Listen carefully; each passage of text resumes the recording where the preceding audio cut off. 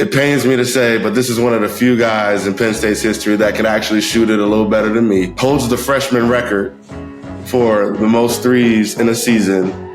1-3, ahead of me. And then top 3 all time in three-pointers made at Penn State. Today we got Pete Lisicky. So here we go, Myles. That little tight in the chest, but that's fine. Wow. We'll see how you are when you hit your 30-year anniversary of your freshman year. It's gone! Myles Dread becomes the 38th player in the history of NIT basketball to go over 1,000 career points. What's up, everybody? It's Myles Dread, host of the Heat Check, presented by State Media. Super excited to have you guys on the show. We're going to have weekly episodes with former Penn State basketball players and other hoopers across the Big Ten. Check us out on Apple, Spotify, and YouTube. And don't forget to like, comment, and subscribe. We really appreciate you guys' support. Enjoy the show. College football tees, college basketball tees, whatever you need, Mercury has you covered with the best merch out there. We're talking about high quality clothing, inexpensive, and the best part is I have a 15% discount for everybody who goes and gets some right now. Use the code below, hit the link in the description, and go get your merch now. Use the code to get 15% off. What are you waiting on? Go do it. Welcome back to the newest episode of the Heat Check. It's your host, Myles Dread. I got a very special guest on here today. It pains me to say, but this is one of the few guys in Penn State's history that can actually shoot it a little better than me. Holds the freshman record for the most threes in a season. 1-3, ahead of me. And then top 3 all time in three-pointers made at Penn State. Today we got Pete Lisicky. Pete, how you doing, buddy? I'm doing fantastic. Happy Friday. It's good to speak with you, Myles. I can't remember if we ever shaken hands or not, but obviously I followed your career. And I said this to you when we first were chatting the other day. There's very few other shooters that I can speak to from Penn State. And you were a great shooter, fantastic shooter. But back to your records. When we talk about the numbers on these records, is it apples to apples? You say I'm third now. Well, how many games did these guys play in that are ahead of me? Okay, right? Okay. We have a lot to work out today, but maybe it's going to take more than just today. So there's a couple asterisks in there. Totally. That's funny. That's awesome.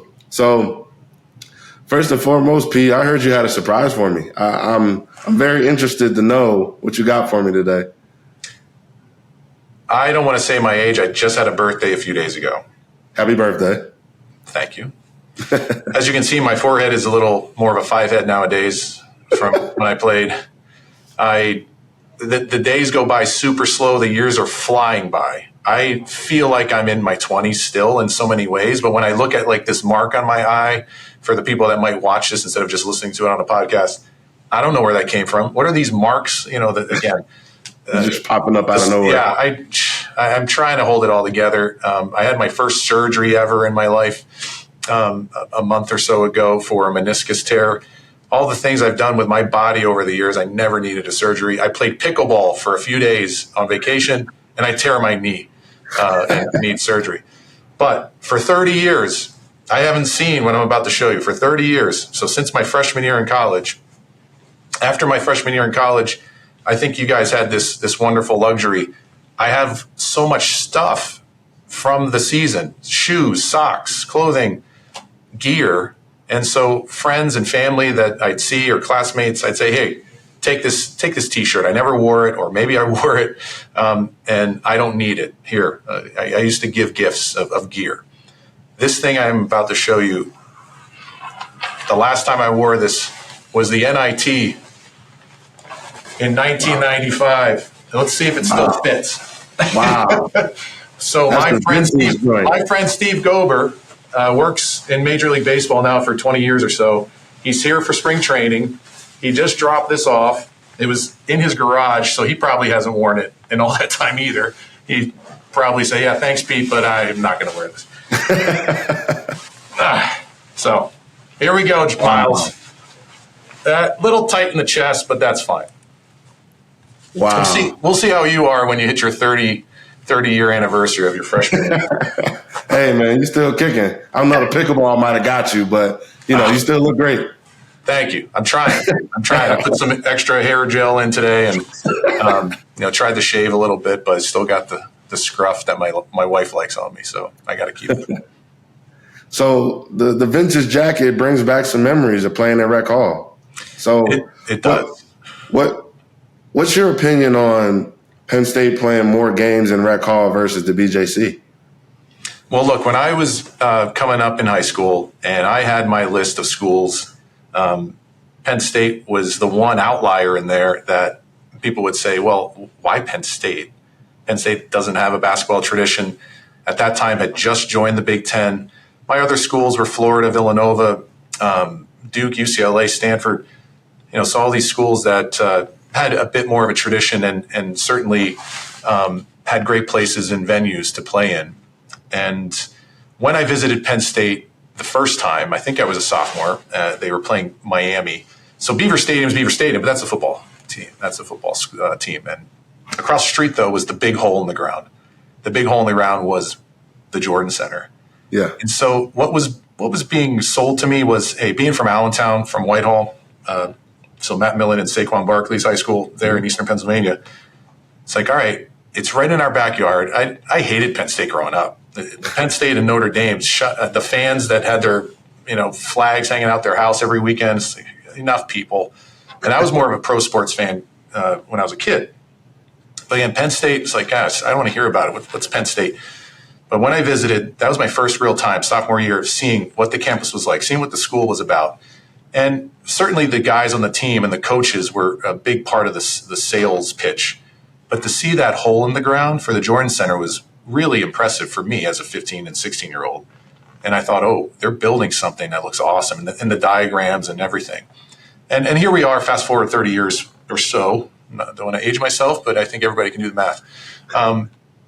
The Jordan Center now has 30 years of history or so. And we had some great experiences, great games, stories I could tell you of things that I really appreciated. But man, it's a tough place to fill up in central Pennsylvania when there's bad weather, when the students are out of class and are home for winter break. So it's so big that when you compare it to Rec Hall, which I did play a year and some change of my career at Penn State, it's night and day. It's so different, so vastly different. And then to go on with the rest of my career, I played in various venues, not just in the Big Ten, but we played our out-of-conference schedule. I played in the summertime in different events and for different teams. And then I played 11 years in Europe. I played in a lot of different places, some places that shouldn't be allowed to have basketball games played in them, especially in some of the smaller countries in Europe where it's not a wooden floor. They're not 10-foot rims and all the other things. Hit the ceiling with a jump shot. There's things that shouldn't happen. But Rec Hall still is by far the loudest place when it's rocking and rolling and the fans are into it because they're right next to your ear. Yeah. They're right on the sideline. You have to move their feet back to take the ball out of bounds. Maybe not anymore the way they rearranged it. It was the loudest place. I remember my teammate Jeremy Metzger was right next to me on the bench my freshman year, and he was yelling something in my ear that I wasn't looking at him. I didn't realize he was yelling in my ear, and I turned and said, whoa, what are you trying to say to me? I couldn't hear him. It was that loud. So for me, when they're playing more games in Rec Hall, look, I don't know if they can really fully, say, oh, we're just dropping the Jordan Center. They're not just going to implode that place. They have concerts and everything else. Not at all. But you know what? Things change. I don't know. I mean, maybe they make it more of a thing. I loved it. Looking back at it, what I didn't love was, okay, the locker room was from 1978 or so. Yeah. They had wood paneling. The smell in there was a little like, you're visiting somebody's house that was built 100 years ago. But the nostalgia of it, when you compare it to a modern arena, was, it was a home court advantage. And for that, I'm excited that they play more games there.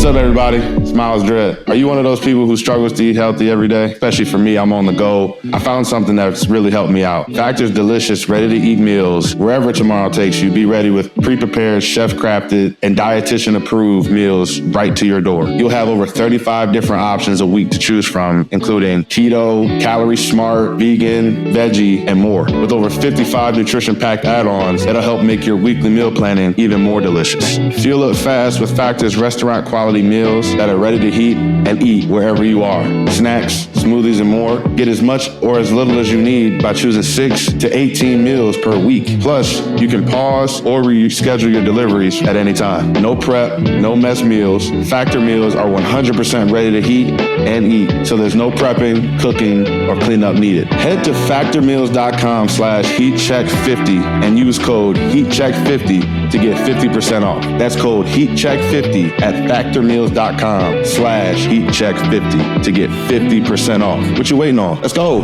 Yeah, I mean, them playing the way that they did against Illinois, I don't think there's a way Coach Rhodes cannot lobby for at least playing 2 or 3 more. For sure. When they have like those winter break games or, you know, like one, it's a draw. Like that's something that people will want to come out and see. But those last games before Christmas time are tough. Like it's tough to get people out.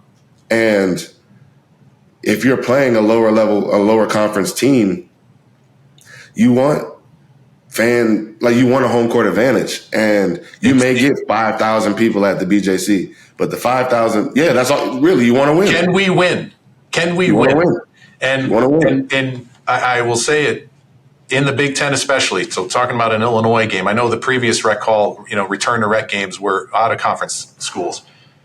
But when you're playing a team that is ranked, a team that you're a definitive underdog to, you're looking for any advantage you can get. And if you're home court, because it's winter break and you're playing Illinois, right? And we can't have the students like they normally would to try to get an atmosphere, now referees are human beings. They feel the sound, they feel the energy, the enthusiasm, the fire that can be in a stadium or an arena of fans. I mean, I was watching the Iowa State game against BYU the other night, and BYU was just controlling the game. They were just playing great basketball. And then Iowa State's fans, every whistle, even when it was obviously a foul against Iowa State. Oh, what was that? Yep. I don't care. All referees are human except for maybe Ted Valentine and a few others. They hear it, they feel it, and they can be affected. And this is why you have momentum changes. This is why you have surges in a basketball game. Emotion is such a part of it. And when you have the fans just in your ear, you don't want to hear them except, again, for a few refs. Like we knew if we were on the road, we wanted those refs that were annoying because they would make the call no matter whatever they thought was the call to go against the fans. So to me, I love the idea. It's about these. It's about W's. Can we get wins? And I think it gives an advantage. And that means, if they do play some games there, we used to live in Hamilton Hall. We used to be right across the street from Rec Hall. It was easy just to walk over, right? So I know logistically, you guys are probably over in Nittany Apartments. You're over on the east side. It's not easy to get over, get the managers to drive you in a bus over to the west side of campus. But, man, we were doing it there for a season. We were shuttling over because we were still in Hamilton Hall my sophomore year, and we were playing at the Jordan Center. So every day we had to be on time to be everybody on the bus that took us across there, unless you said, I'm going to get myself over there on my own. So, there's a lot to figure out. But I think they can do it because why? Wins. All about wins. Let's go get some wins, man. So, speaking of winning, college basketball this season has been absolutely bananas. From Purdue bringing more dominance to the Big Ten, to Houston changing conferences and winning the conference, to UConn running through the Big East again. What do you see this season And what's your take on college basketball and the changing landscape of this season? Well, I think the big changing landscape topic is the transfers, obviously the NIL stuff, and the dust is still settling on that Wild West scenario of who the heck knows what's going on.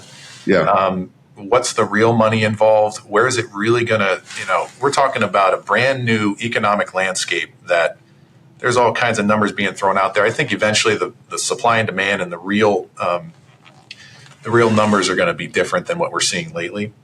Yeah. Because there's a lot of fantasies going on right now that I don't think will sustain themselves. But yes, you just rattled off three of the major favorites, I think, for the NCAA championship this year. And it's such a gauntlet because even though you did rattle off three teams that are very well coached, they obviously UConn just won it last year, right? Correct. They look, every time I've watched them, they look as dominant as can be, but they've lost a few games, right? So when it comes to it, it's 18. Now it's like 27-year-olds because you guys are all staying in college a heck of a lot longer than I did. I got out of there. I got my records and I got out. I got to go make some money. But anyway, now you can stay in college and make some money. I couldn't do it. No. Anyway, so you got these teams that, in the old days, like coming up, it was the Duke and UNLV and North Carolina. And these schools took all the McDonald's All-Americans. And so, they had runs where Kansas, these kind of blue bloods of college basketball. But now I'm all for it. I love the idea that we don't know from year to year who might be the dynasties that are getting started. But you got to have a great coach. I think you just rattled off three teams that, they got the coaching. And then you have to build a culture where kids, first of all, are gravitated to out of high school.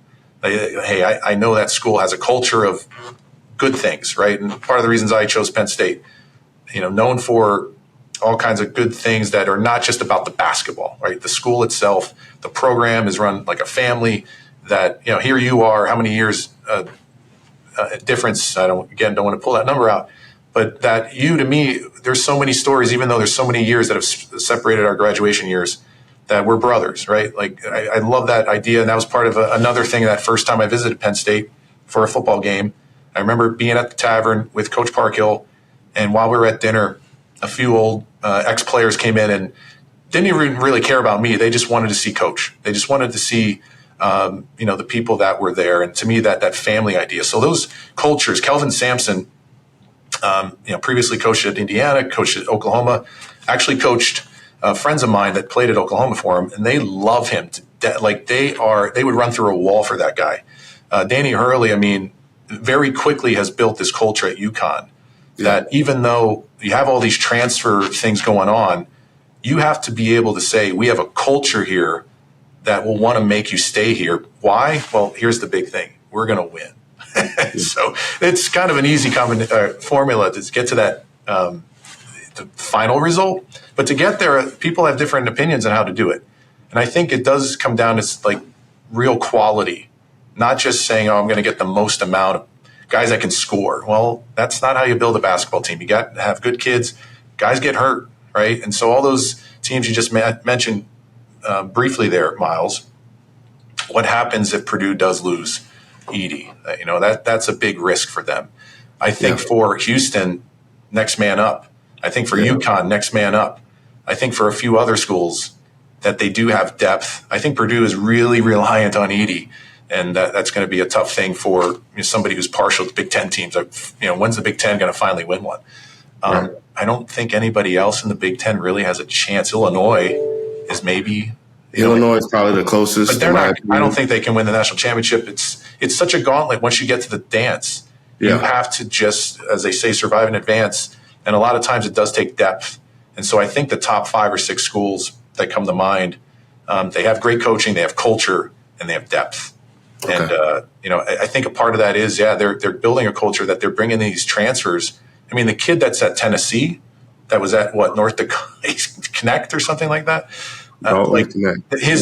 His variety of offensive firepower, that's the thing that stood out to me on him. It's not just one dimensional. Like some people, hey, I used to handle the ball in Europe, okay? I played point guard. People never knew that I had a lot of assists at Penn State too. But But anyway, back to your You had a question. lot of turnovers too, though. What's that? You had a lot of turnovers too, though. Oh, no. Come on. I'm very exact with my pinpoint accuracy passing. But my take on college basketball, I very much enjoy it. When I have time, my wife and my job and my 3 kids are always pulling at me for my free time, and that's wonderful. That's what I live for. But I do enjoy watching basketball, especially college basketball, because I love that we don't know who's going to be.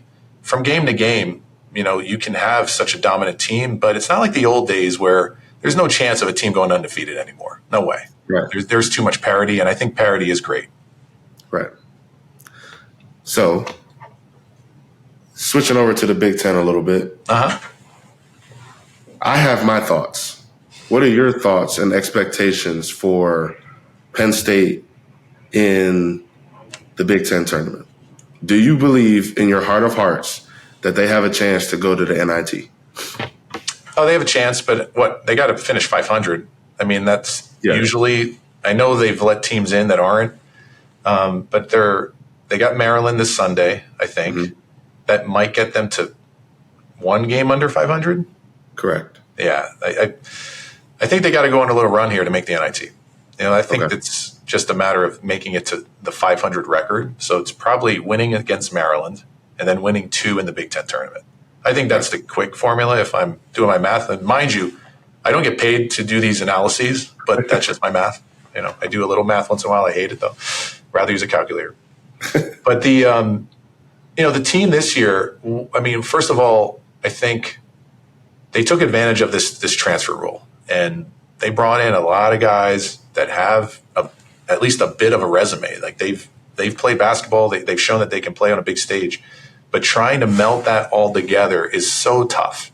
And I think that the coaching staff should be given a lot of credit for putting together a product this year that they've had a chance in a lot of games. Right. And they've won some games that arguably they shouldn't have. They've lost some games that they had. They had a number of games where they had a double-digit lead.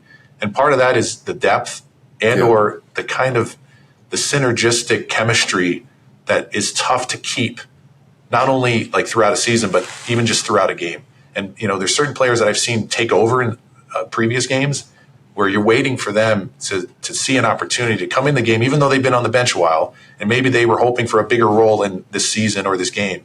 But, man, take advantage of this, especially the older upperclassmen. You're not going to have many more chances at this. Maybe they'll play somewhere after their college career is done. I always would say that when I was a senior. It's like, this is it, guys. Like, I don't care if you're feeling tired, sick, this and that. And so what I hope for them is that they see this. This is the end. They have so many upperclassmen. Go get it. It's right there for you to take. Don't have any more reasons or excuses in your mind why the season didn't go as I expected. I think they've had a heck of a season. For all the circumstances and kind of the parameters that you're giving the coaching staff and all these players coming together, they've had a heck of a season. They've had me watching, so I won't watch if I don't think they have a chance. And because my time's valuable, but I do want to talk trash because here in my office, there's a Purdue guy, there's an Illinois guy, there's an Iowa guy. They always come to my office. You live in Arizona? Well, Arizona's a lot of transplants, so everybody's here from I just mentioned a bunch of crappy places to live. They all come here to be in the sun.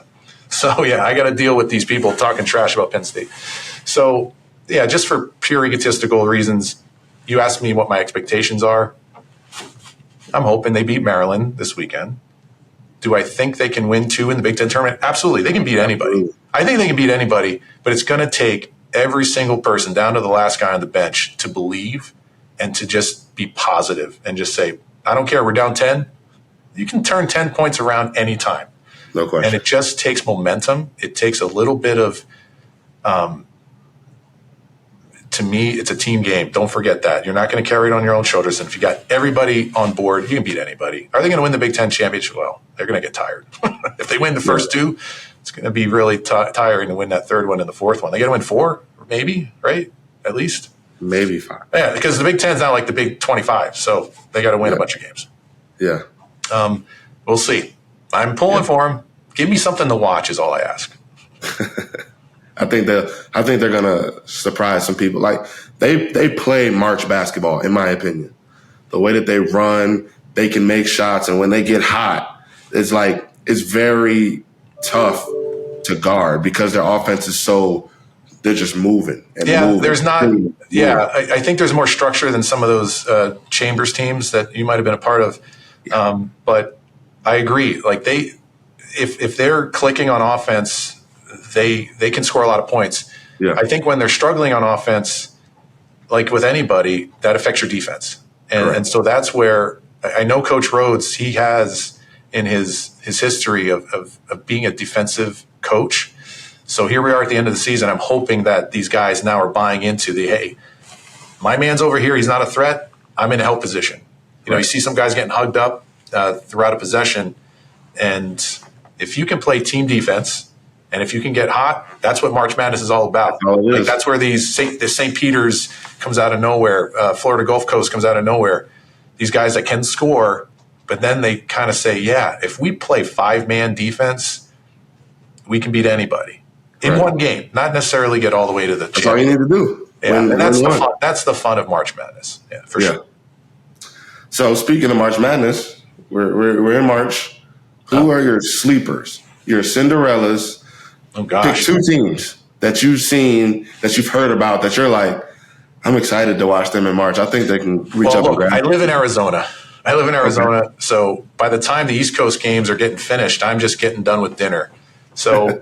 Gosh, I mean, I watched the Pac-12 and I watched the wherever St. Mary's and Gonzaga are. WCC, yep. Those teams in that league and whoever San Diego State is in. Where's that? BYU. BYU's got capable guys. So again, I know the West Coast teams better than I know some of the East Coast teams, and I would say that my sleepers. I just mentioned a couple quick ones there. Will BYU win the national championship? I don't think so, but a team like that could make it to the Final Four. There's been crazier stories in history. I think either Gonzaga or St. Mary's. Again, these teams come out of those smaller conferences, so to speak, not Power 5, and I definitely think they get underestimated. People know Gonzaga's name now. People know St. Mary's name. I think because BYU, obviously, they have the whole dynamic with the Mormon missionaries and they're 25 years old. So when I was 25 years old, I was killing it in Europe, Miles. Killing it. These guys are in college and some of them have families. And it's like, well, when they come to work, like when I was coming to work in college, okay, not everybody was like this in college, but especially when I was overseas, it's your job. And I think for a team like BYU, just the nature of how they have their school set up with the mission stuff, these guys are usually older and it's the same for their football team. They're more mature. And so, again, just recently I finally watched a full game of theirs when they played Iowa State the other day. And they confirmed for me, hey, that's a tough team. If they're healthy, teams like that, I think there's, again, San Diego State. I watch New Mexico because they have Rick Pitino's son coaching. Yep. They got talent. Even kind of the middle of the road teams in that conference, like UNLV, they have talent. Mm-hmm. But to make it to the national championship, I mean, everybody knows University of Arizona could do it. Again, these West Coast teams, I don't know if any of them are going to win the national championship. Who I thought was pretty good when I watched them was Washington State, surprisingly. They had guys that I thought, that guy's a pro. They had a couple of guys I thought, that guy is tough. To win the national championship, it's probably coming from the 3 you mentioned. Yeah. I think Tennessee's up there. Creighton, I don't know. There's games where I watch them wow, they look great. And then there's other games where are they? I know. But basically, I think the 3 you mentioned, Tennessee, Iowa State, even though, again, Iowa State was struggling against BYU the whole game, they showed, even though they were struggling, when they turned it on, their defensive pressure was super tough and they could score. So, you kind of look for those simple parts of a basketball team. Can they play defense and can they score? Not brain science or rocket science. But, there's my answer. For me, personally, I've watched a lot, for some weird reason, of Indiana State. Well, they got Kareem Abdul-Jabbar, right? Kareem spelled Cream, right? I really think that that team has enough to go reach up and grab. I'm not saying they're a national championship. Sweet 16, right? There's teams like, I agree. I've just caught a bit of their recent game against, I forget who, but there's teams like that, again, in terms of Cinderella, like Florida Gulf Coast a few years back, like they could win a couple of games in the NCAA tournament. And I think that's back to that parity idea that we talked about earlier, that there's teams out there, they got talent and they get hot, just like Penn State is hopefully going to do, that they can beat anybody, but they can also get beat by anybody. Correct. And that's the volatility of some of the Cinderella stories. And that's usually why by the time you get to the Final Four, you do have the teams with depth and good coaching. And they probably had to squeak out a couple of games along the way. So we'll see. We'll see who's the Cinderella this year. For our Heat Check segment today, Pete, we got some Mount Rushmores. Okay, we need to know. I got to pick your brain. Okay, we got 6 categories. Okay. I need to know your top 4 6 in times each of these 24. categories. All right, here we go. And I'll give you mine. Okay. Number 1, Penn State men's basketball players. Oof. Well, all right. Look, we're going to exclude ourselves. All right. Okay. Now, should I give you mine first, or you're going to give your first? You can go ahead. Well, first of all, Jesse Arnell. Jesse Arnell, who just recently passed away, he's led Penn State to the only NCAA Final Four in history, 1954. He was the leading scorer when I was in school, and I got close to him, and I'm pretty sure he only played 3 years. So, and this is way before any three-pointers. Yep. Jesse Arnell, who then became a successful lawyer in the Bay Area of California, I believe was a trustee, or again, he had such an accomplished career in life after graduation. Jesse Arnell. And if you don't know who Jesse Arnell is and you're a Penn State basketball fan, go look him up. Yeah, you better. He's, to me, like premier on the Mount Rushmore. Absolutely. Then, because Calvin's always been very good to me as a friend and a classmate and teammate and roommate, Calvin Booth. Okay. To me, one, great guy, so I count him as a friend before anything. But you kidding me? I learned to not bother trying getting into the lane and getting a shot off my freshman year, first month. It's like him and John Amici, everything was sent out. They blocked everything. So it's like, why am I even bothering? Just get in there and then pass it out, or fake pass. Yeah. So Calvin, again, going back to those records, he used to have the Big Ten career block shots record. Whoever broke it supposedly since, they played more games than him. He blocked everything. And that's how he made a little 10, 11-year career in the NBA. And now look at him, again, starting with a friendship, but also that he's a wonderful husband, wonderful father to 4 children. And then he's killing it as a GM, right? Yeah. NBA championship last year. And always humble and always grounded. And just, if you get talking to Calvin, just what an analytical mind. And that we always knew that about him. But, here we are X amount of years later. I won't say the number, but he's proven it. And I think that he's always been, for me, in a similar way, we've proven people wrong. People that said he was this, that, or the other. Well, he's done it. So Calvin, Jesse, gosh, I don't know. This is tough. People are going to get offended by me. I was about to say, so the reason I did this with top 4, because you have to leave some people off. Oh, I'm going to. It's fine. Well, and look, I mentioned his name, but I'm not putting him on the Rushmore because he's got too big of an ego. John Amici, what an amazing, people probably know who he is. He had his NBA career, but he is he's a doctor. He is a knight. He was knighted by the Queen. Okay. Wow. So,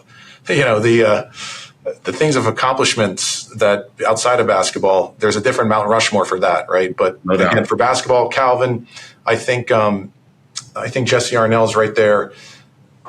People don't say his name because, the people that I've known who I'm about to say, he's not exactly like the easiest guy to get a hold of or talk to, but Frank Burkowski. I'm going to pull out. So longtime NBA player, played in the NBA Finals with the Supersonics. I'm going to get a guy that just doesn't get enough cred, I think. And when I came to Penn State, besides Bob Weiss, there were very few other Penn State NBA players. So I'm going to put out the brick man, Frank Brickowski. He might still be alive. I'm pretty sure he is. He was really close friends with Howie Long, apparently, the football player. Yep. And so Frank Brickowski is the godfather of one of Howie Long's sons, who I got to know here in Scottsdale because he used to play pickup basketball. Is his name Kyle, the one that played for the Bears? Okay. Offensive lineman. So anyway, I'm going off on a tangent. Long. Yeah, that sounds about right. I talked with Howie Long's son, he said, "Oh, my godfather's a Penn State basketball player." I said, "Who?" Frank Brickowski.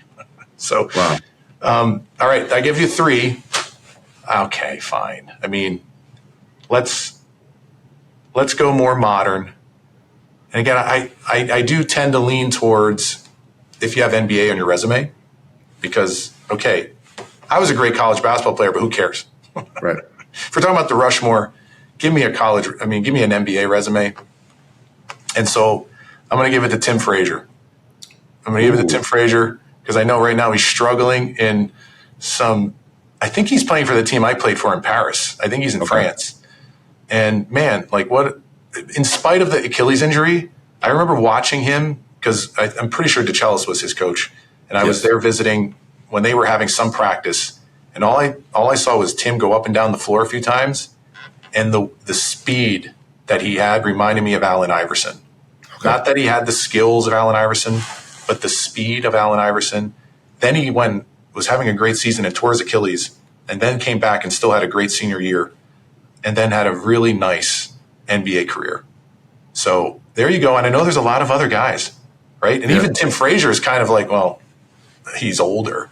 But yeah, I mean, DJ Newbill, Tony Carr, Lamar Stevens. Hey, you're taking all my answers. Oh, sorry. I gave you my 4. There you go. So I'm going to keep it real quick. My 4, it'd be Lamar Stevens, Taylor Battle. Mm-hmm. I love Tony Carr. I do. He only played 2 seasons. Mm-hmm. I love Jalen Pickett. Only played 2 seasons. So I'd have to give it to Calvin. And then for my 4th, I'm actually going to throw DJ Newbill in there. Yeah, DJ was tough. Yeah. In terms of sheer basketball, I'm going to get a bucket. There's very few people that are better than DJ at that. And look, you just named some guys. Obviously, Jalen's in the NBA. DJ's an NBA player. It's just, would he have to wait and find a team that he fits on? And, so I think he's playing in Japan, maybe. He's playing overseas somewhere. Yeah. Tony, I do try to keep up with these guys. And all you have to do is go on Eurobasket.com and look up Penn State ex-players, and you might get where they all are. But I do like your list, and I do like that you recognize, hey, some of us stay for 4 years, or some of us go and get our degree and are fully licensed Penn State alums. But again, I think your list sounds great, and I don't have too many criticisms. Then we can keep these next couple ones quick. Yep. Mount Rushmore of college basketball coaches. Oh, coaches. I'll do it quick. John Wooden starts off with, right? Yeah. I'll say Pitino. I saw him speak at the 5-star camp, so but you wonder about some of the stuff that's going on with some of his teams. Yeah. But I love what he did with Providence way back when Billy Donovan was his player. Yep. I remember watching those, they were underdogs all the way. Pitino, Wooden, I don't know. I guess you got to go with Dean Smith for sure. Yep. And modern day, I don't know. I mean, I know Pitino's still coaching. I can't say Knight, although, as a coach that I played against, he made adjustments. You knew you come out at a timeout or halftime, oh, Indiana's beating us now. We thought we had them, now they're beating us. And it was an adjustment from Bobby Knight. I don't know. I'll go with, I don't know, Bruce Parkhill. Bruce Parkhill. There you go. Keep it Penn State centric. So mine are, I can only go about with coaches that I've seen and watched. I'm a huge Jim Calhoun fan. I was a very huge fan of Jim Calhoun. Oh, his record speaks for itself. Yeah. Yeah. I love Tom Izzo. Roy Williams. That North Carolina team in 2008 when they won a national championship was probably my favorite college basketball team ever. And then, I mean, Coach Krzyzewski, in my opinion, is the GOAT. Yeah, Coach K. Yeah, I mean, when you mention Krzyzewski, when you mention Calhoun, Roy Williams, but I also look at those guys and feel like put them at a smaller school and see what they would do. Okay. Or, not a blue blood, right? Right. Because I think Roy Williams had North Carolina, because did he play there? Coach K obviously started at Army and then found his way to Duke, but that was where he was always, right? And Duke had a little bit of history before he got there. Izzo, I think he's proven he knows basketball. He knows how to coach. No. But yeah, I don't know. Like there's coaches that have proven themselves at more than one place. Right. I think that's the Pitino, that's the Bill Selfs, that's the Kelvin Sampsons. Okay. But I'll still stick with Bruce Parkhill. Okay. Shout out Coach Parkhill. That's right. NBA all-time players. Your Mount Rushmore. Wow. Jordan first. Okay. Jordan first. I think, too, like when you talk about the game of basketball, it is always changing. The rules change. Mm-hmm. And the styles change. What was a foul when I played is no longer a foul. Or vice versa, right? There's things that are now a foul that used to not be a foul. But yeah, I mean, I think Jordan, Bird, Magic Johnson, I'm kind of partial to the 80s and 90s because that's when I grew up. And then, gosh, I mean, LeBron is just an amazing story and what he's accomplished at the age. Talking about my pickleball injury in my knee, the things that he's doing with his body at his age, incredible. Yeah. But I'm leaving him off. Okay. Because, again, I think the one thing that I'll criticize about LeBron is how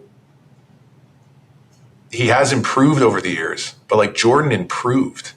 Like LeBron, I feel like there's certain things within a team that he has improved at. Like his passing is unbelievable, but he could even be better, right? Yeah. Like I see sometimes he lags a play and an effort over the years. I remember a playoff series when he was with the Cavaliers, he just gave up.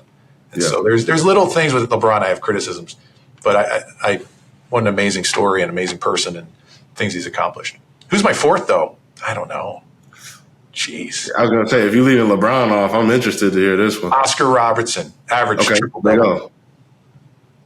I mean, I think some of these older players don't get their due credit because it was a different game back then. But that doesn't mean if they weren't born today that they still wouldn't dominate. Right. And I think Oscar Robertson's a quick example. I think Kareem Abdul-Jabbar, you could not stop Kareem's hook shot. It was just impossible. Right. And he blocked everything. And, at his size, all the things that he could do. But let's hear yours, and we'll keep moving. I think, for me, I like in my Mount Rushmore, you have to have changed the game. Like you were a game changer. I like it. Whether it was like historically, the rules, how people dressed, how people play, like a bunch of different stuff. So I think Jordan is on there for sure. So is LeBron. I think you have to put Shaq on there. And a lot of people are going to give me crap for it. You got to put Wilt Chamberlain on there. Oh, yeah. Wilt was close. Wilt was close in my mind. Like, they changed the rules because of him, right? The rules of the basketball game. They wouldn't allow him to dunk. The court. Like, you changed the lines on the court because of you. Like, that's greatness, in my opinion. Yeah. He just was born out of his, the time. No doubt. I think for me to know that this guy was an amazing, like his track and field stuff, if you look that up, to look at the picture of him in the film Conan the Destroyer.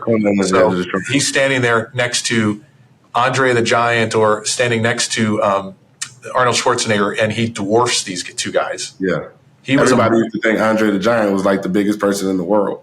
He dwarfed these amazing, mountains of men.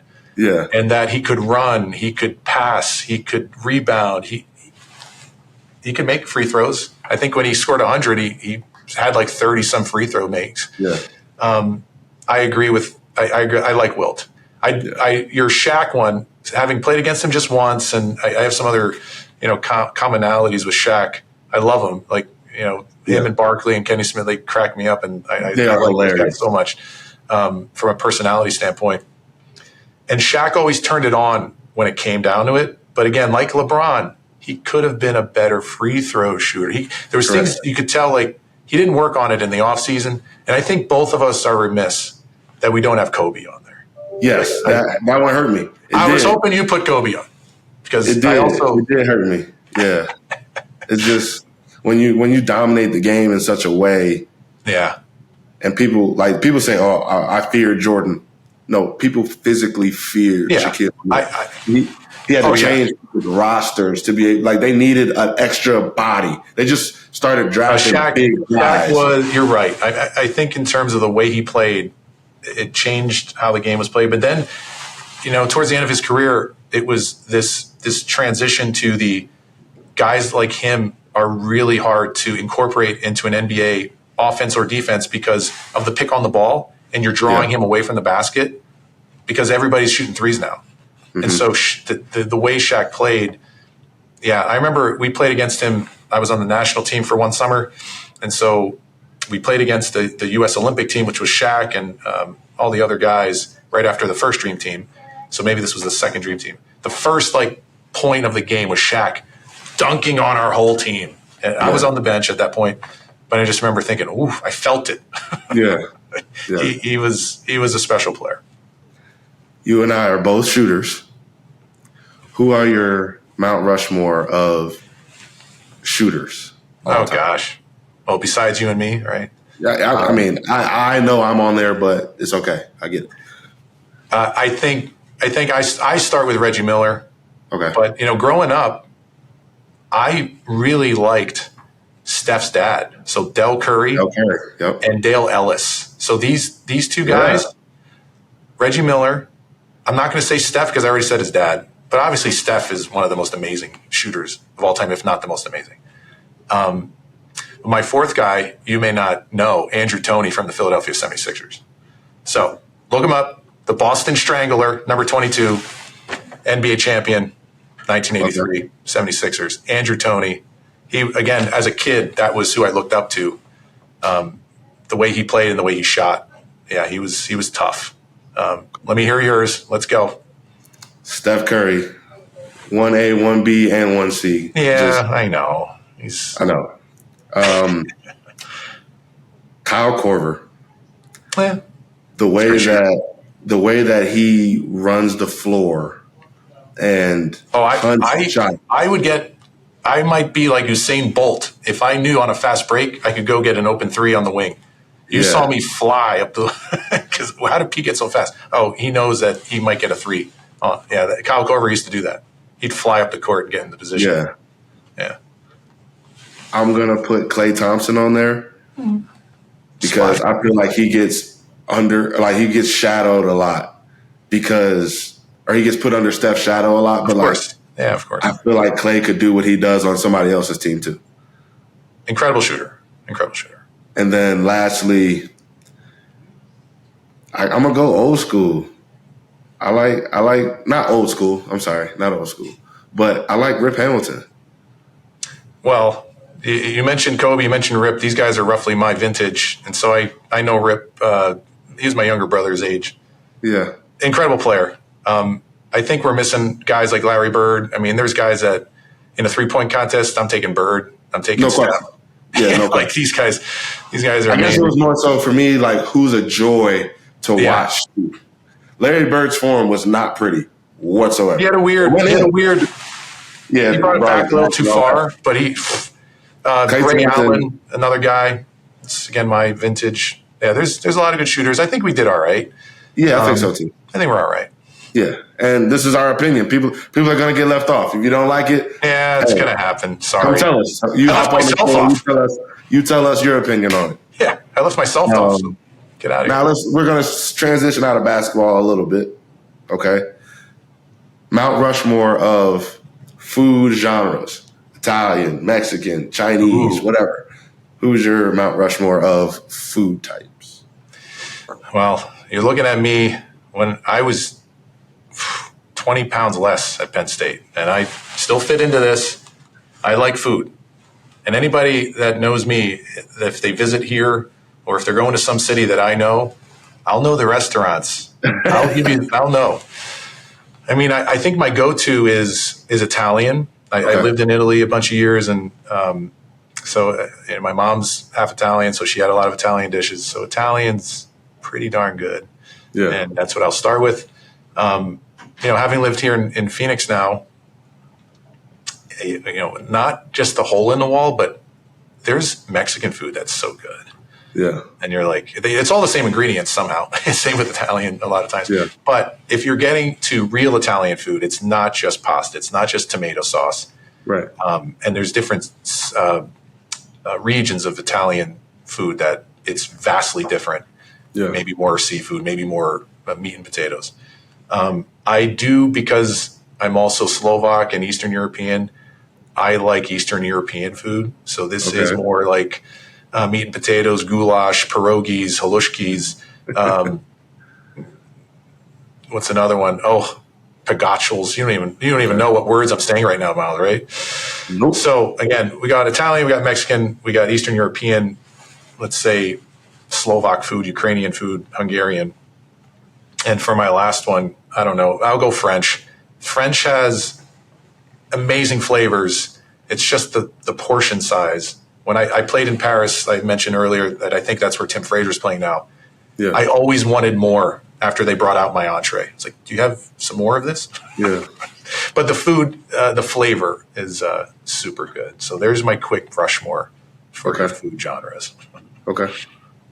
So for mine, I would say Mexican for sure. I love barbecue. Yeah. I'm all over it. Yeah, I'm a barbecue guy.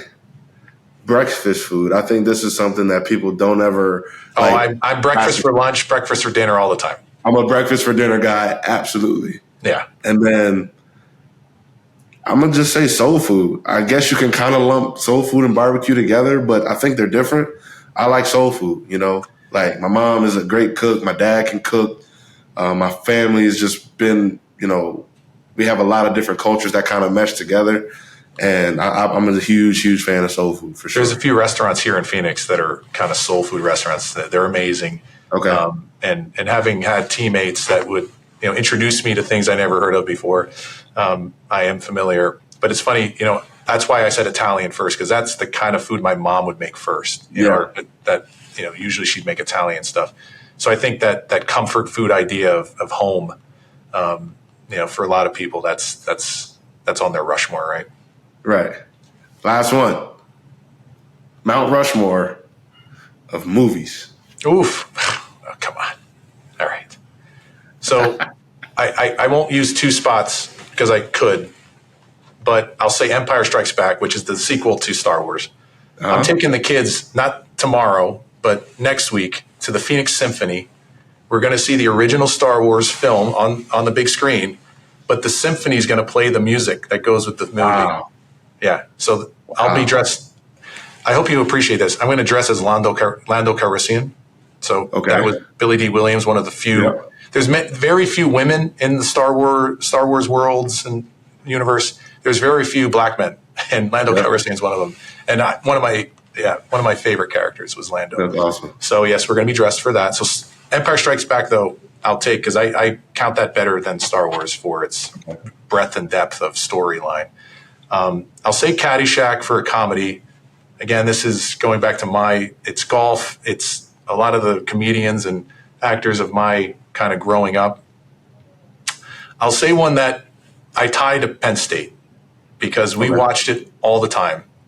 And it makes me think of Jarrett Stevens. It makes me think of Calvin. It makes me think of Danny Earl, Jeremy Metzger. We used to watch this all the time because we had it on tape. So VHS, we used to plug it in and just hit play.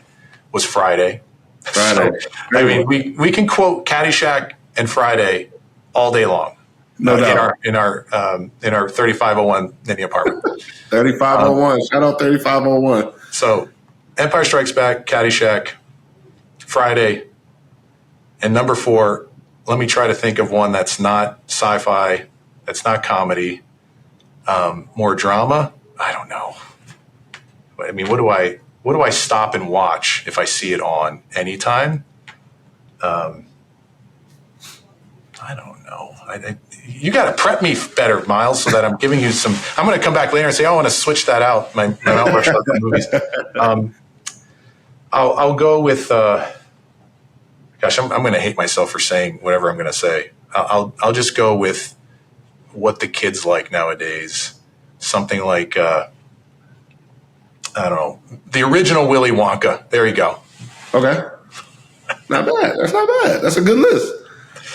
Thank you. Me, there is one that is going to be on this list regardless. Anybody that knows me well enough, The Lion King is nice. the greatest movie. Well, that's kind of in my Willy Wonka. Like, hey, like I can watch it anytime. I've watched that movie. I could probably tell you the screenplay and the dialogue backwards. Mm-hmm. I know the music that goes with every scene. Yeah, for every Star Wars original movie. So The Lion King, I would say Goodfellas. Goodfellas was awesome. Great movie, as Jared would say. Great movie. Great movie. I'd probably have to throw in Avatar, the first Avatar movie. That was. I'm a huge sci-fi fan, so I stayed away from the sci-fis because I could just start listing all sci-fis. Yeah. But Avatar, like you said about players that changed, the game, amazing with what he did with that. But the second one was, I still haven't finished it. Yeah. And then one movie that was just a real tearjerker for me was The Pursuit of Happiness. That one got me. I tried. It was like one of those movies where you're like, everybody tells you beforehand, oh, yes, that's an emotional movie, whatever. And I'm just like, I'll be fine. It's a movie. I don't know what it is, but movies like that, and there's a few others, I find myself getting a tear forming. And I'm like, what the hell's wrong with me? Yeah. Gets me. Every time. Every time. I like it. Pete, thank you so much for hopping on. I appreciate you so much. You and I both know we're a part of that Penn State basketball family. I feel and I appreciate you so much for being somebody that I could call on and, just advocate for me, but also just to do a simple favor, like hop on the podcast for me. So, again, shout out to you. This is awesome. I appreciate you so much. My pleasure, and I'll look for my Heat Check T-shirt in the mail. I got you. I'll be sending you this one. Please do. I don't know if it'll fit, but we'll make it work. Thank you, Myles. Keep in touch, man. Yes, sir. What's up, everybody? Hope you enjoyed this episode of The Heat Check. Be sure to like, comment, and subscribe so we can continue to have big-time guests and create great content for you guys. And if you haven't yet, check us out on social media in the links below. Really appreciate you guys' support. We'll see you next week.